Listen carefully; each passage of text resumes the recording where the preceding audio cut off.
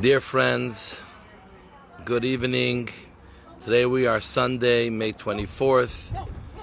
In the Jewish calendar, it's Rosh Chodesh Sivan, the beginning of the month, when we celebrate our receiving of the Torah, the 45th day of the counting of the Omer, and the 51st installation of our Corona Inspiration series. As we will be celebrating the holiday of Shavuos this week, I want to share during these days different aspects of the holiday and what we learned from it that to help inspire us in our own lives.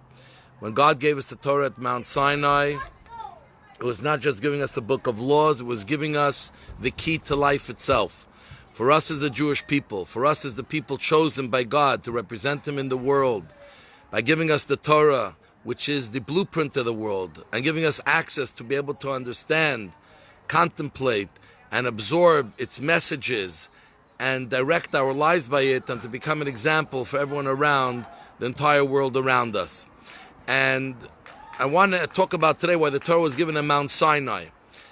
Because today is the day when the Jewish people arrived at Mount Sinai. 6 days before we got the Torah, we arrived at Mount Sinai. And it seems that just the arrival at Mount Sinai was a great moment. Was a moment that actually nothing happened to the Jewish people during that day. As opposed to the other days leading up to the giving of the Torah, there were messages going back and forth, but on this day, it was quiet. Why was it quiet? So on one hand, we finished our travel and we were a little tired.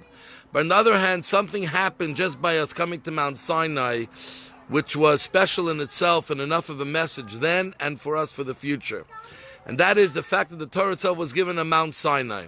Mount Sinai represents humility. It's a mountain, but it's short. It's shorter than all the mountains around it. When the Jewish people came to Mount Sinai, there was an incredible unity that existed between the Jews. For unity to happen, we must be humble. There must be a sense of humility between each other. Because when people behave humbly, when they look at the other person, they realize that the other person is just as important as me, and perhaps more important. Because true humility, which we learned from Moshe Rabbeinu, from Moses, was that when you look at his fellow Jew and he said, though I am in a greater status than him today, that is a gift that God had given me with all of the powers and abilities and who I was born to, and what he had promised to me, and how he had girdled me with all the things I need. And if he would have done the same for someone else, perhaps that person would do better than me with all of those gifts that God had given. So humility is where you look at the next person and you say, they're as good as me, if not better.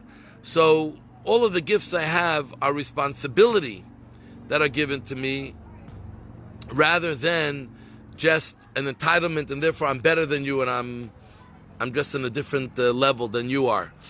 So when the Jews came to Mount Sinai, they felt that level of humility. They looked at each other and they realized, wow, I love you, I need you, every one of you is so important. And humility is a prerequisite for everything in life that we want to be successful with. You want to be successful in your marriage, you have to be humble before your spouse. You want to be successful in your studies, you have to be humble before your teacher or before all those around you to learn from everyone. You want to be successful in your business or your career, be humble around the people that you are with, even people who are below you, because at the end of the day, it's people around you that help make you successful. So humility is the first step, especially making a relationship, creating a relationship, forging a relationship with God, and forging a relationship with our fellow Jew, and getting the Torah into our system. So we came to Mount Sinai, there was unity, but first and foremost, there was humility.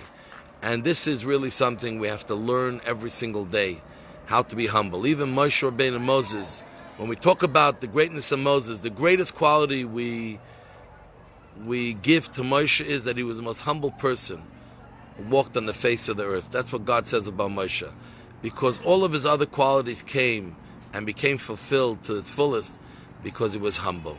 So every one of us in our lives, if we behave humbly, we are already way ahead of everyone else. We gain respect, we gain love, we gain trust, and we're truly set to grow in ways we can never imagine.